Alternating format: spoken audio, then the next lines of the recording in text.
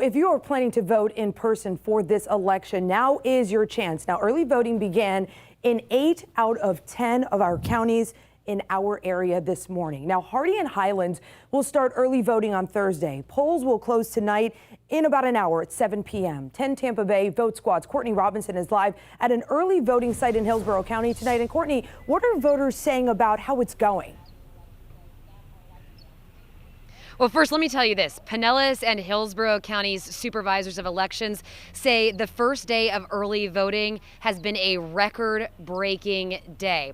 Things are busy, but they are going really well. We're at the Jan Platt Library in South Tampa. This is one of 26 early voting locations in Hillsborough County, and you can see that folks are still in line. Polls are closed at 7 o'clock tonight, but as long as you are in line before the polls close, you're good. Now, let me take you down to Sarasota County, where at the Westfield Mall, there was a decent wait around lunchtime. Our video journalist said it stretched from inside the mall courtyard to just before the parking lot. Sarasota election workers say that they were helping about 110 voters an hour just at that one location.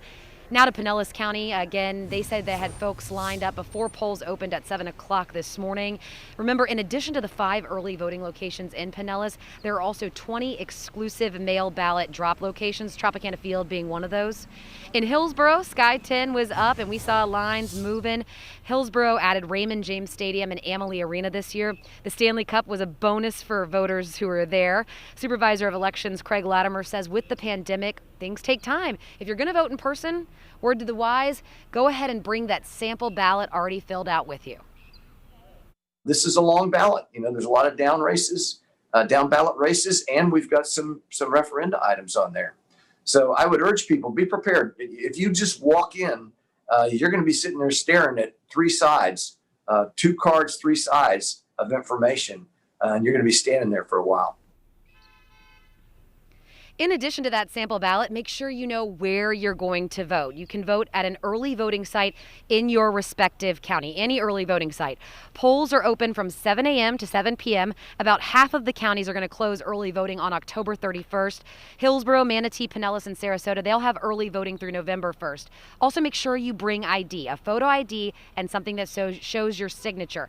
A driver's license or state ID are obviously the easiest, but if you don't have those, don't worry, you have options. There's a list on your screen that includes a passport, military ID, student ID, even a debit or credit card with a photo.